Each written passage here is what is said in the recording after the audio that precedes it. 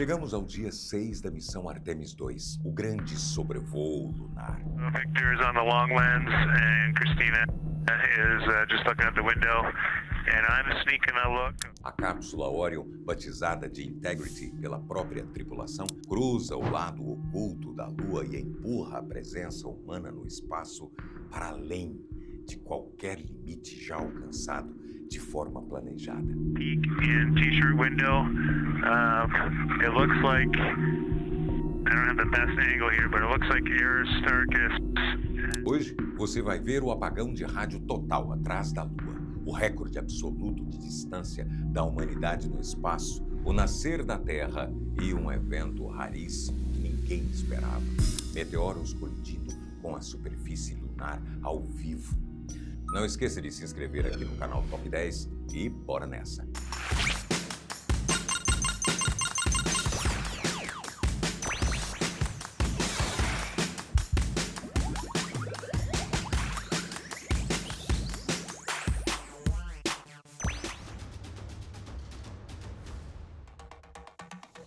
A rotina no 6º dia da missão começou de um jeito bem diferente. Nas manhãs anteriores, os astronautas acordavam focados em checar equipamentos mecânicos e testar sistemas de suporte à vida.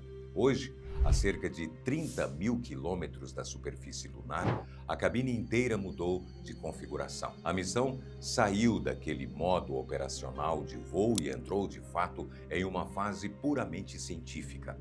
Para guiar esse trabalho intenso, os engenheiros ativaram o Lunar Targeting Plan, um software de mapeamento geológico desenhado exclusivamente para essa janela de aproximação.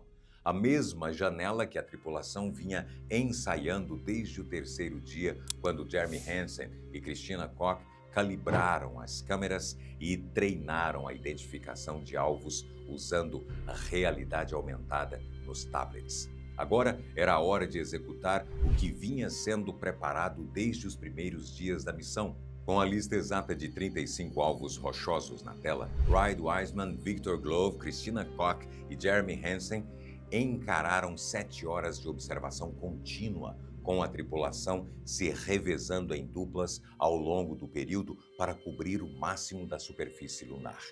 Essa carga massiva de trabalho deixa claro o quanto o programa espacial mudou de foco. O objetivo agora é atuar como geólogos de órbita, mapeando o terreno acidentado com os próprios olhos para garantir a segurança das futuras missões de pouso, algo que nenhuma sonda robótica consegue fazer com a mesma precisão.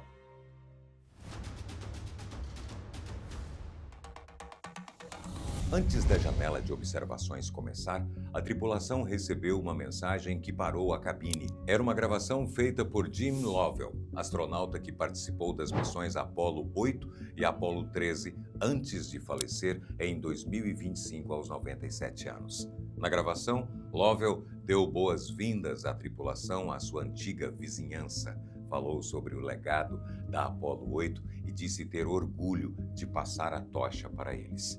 Exatamente a 1h56 da tarde, pelo horário da costa leste dos Estados Unidos, a Artemis II cruzou a distância de 400.171 quilômetros da Terra. Como contamos no 3º dia dessa série, esse era o número que a Apollo 13 atingiu em 1970, depois de uma explosão forçar uma curva de emergência ao redor da Lua.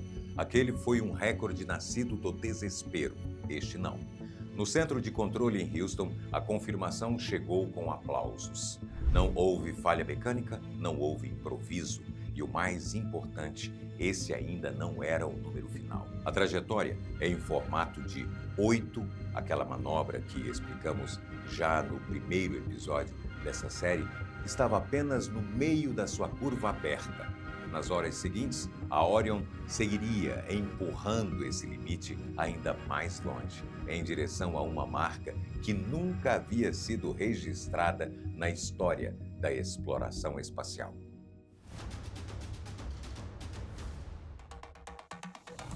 Logo após esse marco, A dinâmica visual da janela da cápsula começou a se transformar de um jeito drástico. Isso serviu para preparar o estado psicológico dos 4 astronautas para a fase mais crítica do dia. Até então, por mais longe que eles estivessem viajando, a Terra sempre esteve ali, visível, como um porto seguro azul flutuando no meio da escuridão. Acontece que a órbita da Artemis II, como já mostramos, não é um círculo em torno do nosso planeta. É um trajeto de encontro rasante com a Lua. Conforme a cápsula se aproxima do seu destino, a enorme massa do satélite natural começava a ocupar praticamente todo o campo de visão.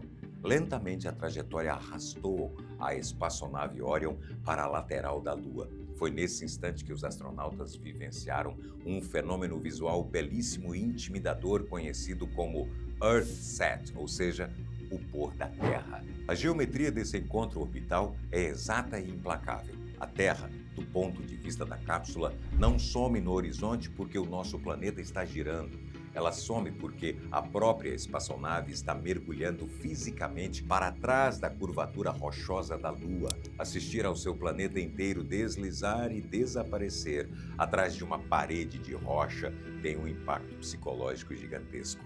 Aquela foi a confirmação visual de que o elo com o planeta natal estava cortado. Eles já não conseguiam mais ver a Terra. E esse apagão visual era apenas o aviso de que, em poucos segundos, as vozes, os sinais de rádio e os dados também iriam desaparecer. Às 18h44, aquele bloqueio, que era praticamente visual, se transformou em um isolamento físico completo. A Orion cruzou a fronteira de rádio e entrou na temida zona de perda de sinal, o LOS. Assim que a cápsula foi engolida pela sombra do lado oculto, as telas no centro de comando em Houston congelaram. Nenhuma linha de telemetria, nenhum dado de oxigênio ou batimento cardíaco, nenhum vídeo.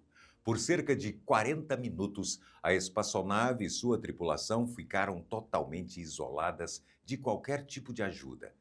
Nesse vazio silencioso, os computadores de voo assumiram 100% do controle das operações vitais. Se ocorresse qualquer falha no módulo de suporte à vida, um desvio de rota indesejado ou uma perda brusca de pressão, o problema precisaria ser resolvido exclusivamente pelas 4 pessoas a bordo. É a janela de maior vulnerabilidade técnica e humana de toda a viagem e o teste definitivo de autonomia da cápsula. O silêncio nos rádios de Houston confirmava que, naquele exato momento, eles estavam entregues à precisão das máquinas e à vastidão do cosmos. Foi exatamente durante esse mergulho no apagão de rádio, completamente cegos para a Terra, que os sistemas autônomos da cápsula registraram os 2 números mais extremos de toda a jornada interplanetária. Às 19h02, a espaçonave executou a parte mais baixa do seu sobrevoo. Ela passou apenas 6.549 quilômetros de altitude em relação à crosta esburacada do lado oculto. É uma distância que se assemelha a um voo de avião cruzando as Américas, só que realizado no vácuo e muito acima de cordilheiras lunares que nunca recebem a luz direta do Sol. Apenas 5 minutos depois desse rasante, às 19h07, a curva gravitacional completou o seu arco mais aberto. Foi exatamente nesse segundo que a tripulação cravou a marca definitiva e impressionante de 406.771 quilômetros de distância do nosso planeta. Esse é o número real, o recorde absoluto da presença humana no espaço. Esse foi o ponto mais profundo da órbita em formato de 8. A partir desse instante, a inércia colossal gerada pela manobra inverteu o cabo de guerra da gravidade. A cápsula atingiu o seu limite máximo de afastamento e começou a ser violentamente arremessada de volta na direção da Terra. Alcançar essas coordenadas exatas na escuridão provou, sem margem de dúvidas, que o motor principal, as ferramentas de navegação e os complexos cálculos orbitais do módulo europeu funcionaram perfeitamente dentro da margem matemática esperada. Enquanto instrumentos registravam esses números históricos, os 4 astronautas não estavam apenas observando a escuridão passar pela janela. Durante esses 40 minutos do lado oculto, a equipe executou o que vinha sendo preparado desde os primeiros dias da missão. Como era impossível transmitir imagens em tempo real, eles registraram todo o cenário nas memórias físicas das câmeras e ditaram os relatórios geológicos diretamente nos gravadores de voz da cabine. Entre os alvos mais importantes documentados estavam a borda leste da bacia do Polo Sul, Aitken, uma das maiores e mais antigas estruturas de impacto do Sistema Solar, tão profunda que expôs camadas internas da Lua. A cratera Vavilov, localizada na borda da ainda maior bacia Hertzsprung, e a bacia Orientale, com cerca de 960 quilômetros de diâmetro, que cruza a fronteira entre o lado visível e o lado oculto. A missão contava com os olhos humanos para relatar as diferenças reais de cor, profundidade e texturas que as câmeras automáticas distorcem sob a iluminação extrema do espaço.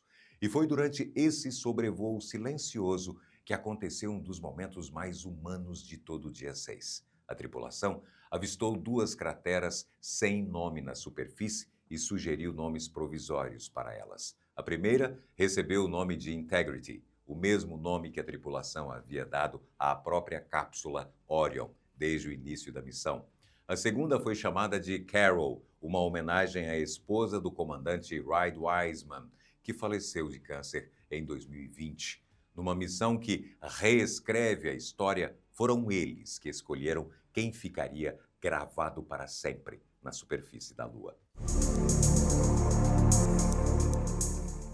A tensão acumulada no centro de controle da missão só foi desfeita quando os primeiros gráficos vitais saltaram na tela novamente. O longo silêncio forçado finalmente chegava ao fim. Às 19h25, a Orion fez a curva completa contornando a borda da Lua e restabeleceu o contato com as antenas em solo. A rapidez com que a telemetria brilhou em verde nas telas provou que todos os sistemas suportaram a zona cega sem precisar de reinicialização e sem sofrer qualquer perda de dados. Nesse mesmo instante, assim que as janelas se alinharam novamente com a nova direção, a tripulação ganhou o privilégio de assistir ao evento visual mais reverenciado da exploração espacial, o icônico nascer da Terra, o Earthrise. A cena tem um peso poético formidável. A cápsula surge das sombras do lado oculto e, sobre um horizonte árido e sem vida, enxerga o planeta inteiro surgindo como uma frágil esfera de água e nuvens. Foi exatamente esse ângulo fotográfico que ajudou a transformar a consciência ambiental do mundo na década de 60, com a viagem da Apollo 8, a missão de Jim Lovell, cujo recado para a tripulação havia soado naquela mesma manhã. Porém, hoje, o sistema O-20 de comunicação a laser, testado e validado ainda no 3º dia dessa missão, provou todo o seu valor. Todos os vídeos de alta definição, os laudos geológicos e as fotos desse renascimento visual da Terra foram descarregados para Houston em questão de segundos. O alívio pelo retorno da comunicação se juntou ao impacto de rever a última casa da humanidade através do vidro da nave. A física orbital ainda guardava um espetáculo maior para o 6º dia, devido à janela rigorosa de datas escolhida para o lançamento da Artemis II. A geometria matemática do retorno gerou um alinhamento perfeito e raro entre a cápsula Orion, a Lua e o Sol. Navegando a dezenas de milhares de quilômetros acima da crosta rochosa, os astronautas viram a enorme estrutura do nosso satélite natural bloquear diretamente a luz da estrela central. Na prática, eles vivenciaram um eclipse solar no meio do espaço profundo. E desta vez era a Lua fazendo o bloqueio. Diferente do que aconteceu no terceiro dia, quando foi a Terra que tapou o Sol e derrubou a temperatura da nave, esse eclipse não trouxe crise de energia, trouxe uma janela científica única. Durante 57 minutos, a espaçonave viajou submersa na sombra fria projetada pela Lua. Para quem observa pelos vidros de uma nave, essa experiência é brutalmente diferente de um eclipse visto aqui da Terra. Como não existe atmosfera espessa para sujar, refletir e distorcer a luz ao redor, a escuridão gerada pelo bloqueio é muito mais profunda e absoluta. Mas a borda do Sol escondida revela a coroa solar com uma nitidez incomparável. O próprio Victor Glover descreveu pelo rádio o que via: o Sol desaparecendo atrás da Lua, a coroa ainda visível e brilhante, formando um halo, e a Lua se tornando uma esfera negra suspensa no espaço, com estrelas e planetas visíveis ao fundo. A coroa é basicamente a atmosfera mais externa do Sol, uma região onde plasmas superaquecidos a mais de 1 milhão de graus Celsius fervem e se contorcem sob a ação de campos magnéticos violentos. A tripulação aproveitou essa janela escura perfeita para focar as lentes nessa região extrema, captando detalhes dinâmicos que os telescópios na Terra raramente registram sem ruído.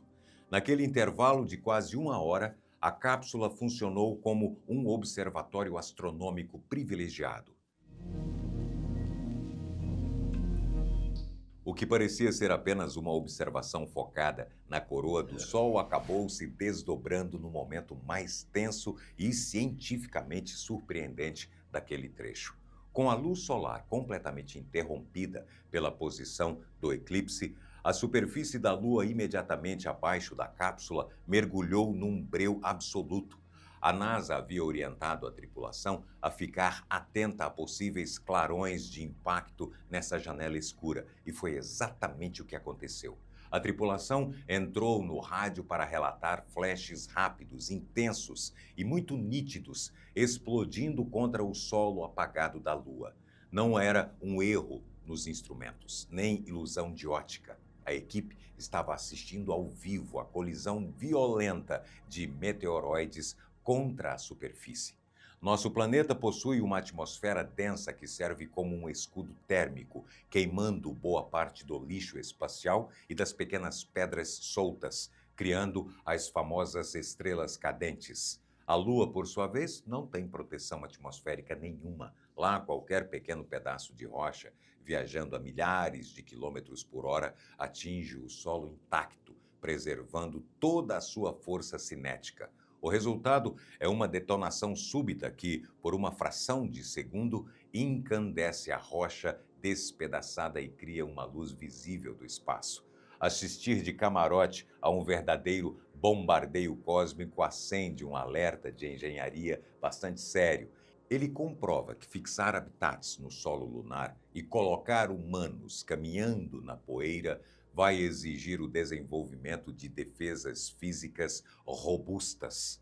Os pesquisadores agora usarão os dados captados pela Orion em conjunto com imagens de telescópios terrestres para medir com precisão a força dessas explosões e melhorar os modelos de risco para as futuras bases lunares.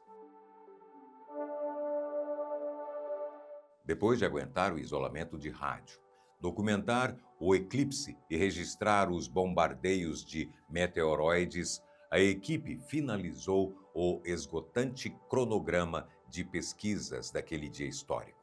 Para marcar a vitória técnica do sobrevoo lunar, a NASA ativou um canal direto de vídeo de alta qualidade ligando a espaçonave ao presidente dos Estados Unidos e ao comando central da agência espacial.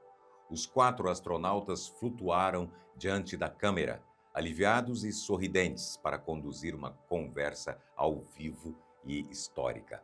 Desde o primeiro episódio dessa série, falamos sobre o peso geopolítico dessa missão, e essa transmissão foi a face pública desse peso. O comandante Wiseman falou sobre ver da Lua os locais que conhecia da Terra por toda a vida, agora de uma perspectiva completamente diferente. A astronauta Christina Koch disse que não estava pronta para voltar para casa. Mostrar os tripulantes saudáveis, lúcidos e navegando muito além dos limites da era Apollo foi a mensagem mais clara que o programa Artemis poderia enviar ao mundo. Mas a celebração institucional durou pouco. Assim que as luzes da câmera se apagaram, o peso dos checklists e das planilhas de operação retornou imediatamente. O modo de exploração lunar estava encerrado. Agora, as leis da inércia começam a arrastar a espaçonave Orion na direção do nosso planeta numa velocidade que aumenta a cada minuto. A partir do dia seguinte, a única preocupação da missão será alinhar a cápsula num ângulo milimétrico de frenagem. O alvo final é um corredor extremamente estreito sobre o Oceano Pacífico, próximo à costa de San Diego. Qualquer desvio nessa rota significa ricochetear na atmosfera ou queimar de forma irreparável na descida. O espetáculo no espaço profundo acabou. A corrida contra o atrito vai começar. O dia 6 reescreveu os limites da presença humana no espaço e provou que a engenharia autônoma consegue nos manter vivos onde nenhuma voz chega. A Orion virou de costas para a Lua. Agora a missão é chegar em casa, no ângulo certo. O que mais te impressionou hoje? Conta aí o recorde, o silêncio atrás da Lua, os nomes gravados na superfície lunar ou os flashes dos meteoroides. Deixa aqui nos comentários, beleza? Se você está acompanhando essa série com a gente, se inscreve no canal, deixa o seu like e ativa o sininho, porque o melhor ainda está por vir. Um grande abraço e até o próximo vídeo. Gosto de falar um negócio aqui para você, que não está escrito no canal. Qual é? Qual foi? Por que tu tá nessa? Te espero aqui, valeu!